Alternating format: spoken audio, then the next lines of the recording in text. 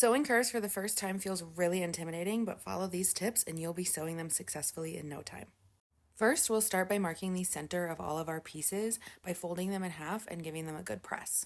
Having these marks allows us to line everything up perfectly when it's time to pin the pieces together.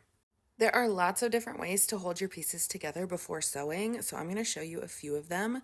The first is going to be pinning. So we'll find those center marks on both of our pieces and line them up right sides together in that center and place a pin in the middle mark first. Then just gently bend that outer piece around so that you can pin all along that side. You can do the exact same method using clips as well.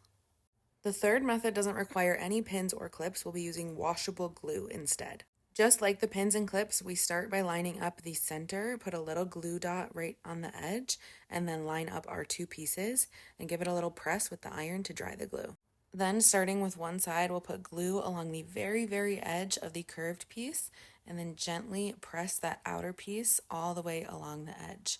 Repeat that with the other side and give it a little press with your iron as well. Now it's time to get sewing. Lowering the stitch length on your machine can help make going around the curves a little bit easier, as well as switching to your 1/4 inch presser foot to keep everything lined up. Take your time and sew slowly. I'm using my left hand to control the curve of the fabric, and I'm using the pointer finger on my right hand to make sure it stays lined up with the 1/4 inch seam allowance.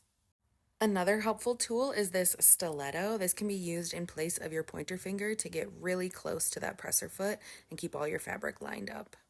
The final step is going to be to press all of our blocks. Make sure you're going slowly so your fabric doesn't get all stretched out of shape and you get all of that seam allowance pressed outwards. Then we'll sew our pieces together and we have a finished block with some beautiful curved piecing details.